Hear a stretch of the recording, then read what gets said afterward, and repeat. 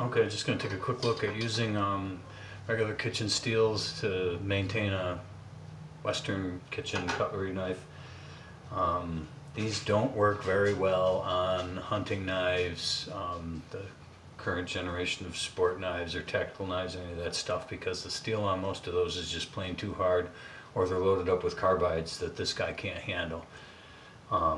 But most of your Western and more inexpensive, your budget steels, things like that, Chicago cutlery knife, the Rockwell rating on the steel hardness is low enough, usually upper 40s, low 50s, that these work really well. So I got a grooved one that works like a file, and that resets the edge if it's getting real dull.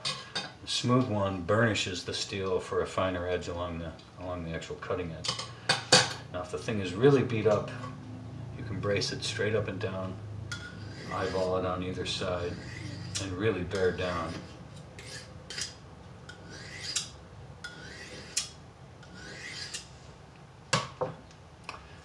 If it's not, and you can't be bothered, and you just want to quickly touch up your knife, then you can just kind of do it. It doesn't really matter, whatever your tolerance is for precision. But if it's dull, you're going to need to apply a little bit of pressure. At some point, you're better off using a stone because the file doesn't cleanly remove metal as well as a stone does.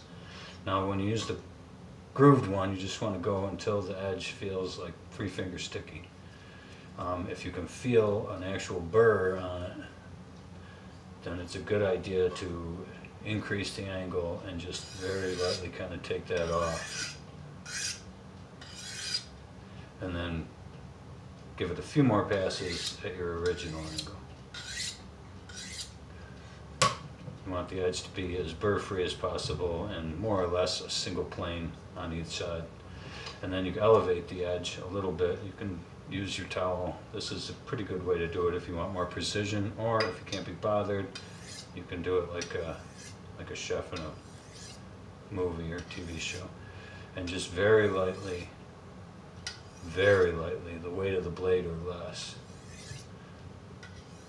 on a slightly higher angle, maybe 5 or 6 passes, and the edge should be pretty sharp along the cutting edge. It should still feel 3-finger sticky, and again, if you feel a burr, don't be afraid to go back and give it a pass on the grooved steel to get rid of it, and then a few more on the smooth one. Now over time, the texture that was laid into the steel on the cutting edge smooths out. The smooth steel burnishes all the high points of that grind into the low points and forms a more refined edge. Over time, it'll just start to draw that edge out into a burr, a thin fin of metal that won't be very durable. It'll be sharp, and then once that starts to fail, the whole thing will start to get increasingly dull, more and more quickly. In the kitchen, it's nice to just have a quick way to touch stuff up, and the cool thing about these is when you're done with them, you can wipe them off, throw them in a drawer. They're not going to get banged up, chipped, any of that stuff. So for most Western kitchen knives, it's a great option. If you've got higher Rockwell stuff, more expensive cutlery, then it might not be a good idea. And just because a set came with it, with a grooved steel or a smooth one, doesn't mean it's a good idea. So do some homework on whatever you got, and if the Rockwell on your cutlery is upper 50s, then it's probably not a good candidate. But it does make a very good edge quickly. So that's plenty good enough for anything you're going to want to do in the kitchen. And you can maintain it with a grooved and a smooth steel for years. There's probably no need to ever go back to a stone, except for a lot of times at the base of the cutting edge, if it's got a coil or a Casso or something, the rod can't get right to it.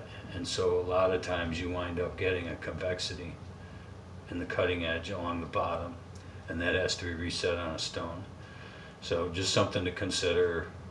Every now and then, yeah, you probably will have to take it to a stone, or you won't be able to chop cleanly to a cutting board, that gap there. But for utility knives, offhand cutting blades, things like that, where you're not actually chopping into a board. It does a real good job, and even on the ones that you do, you just have to reset it with a stone every now and then. All right, thanks for watching.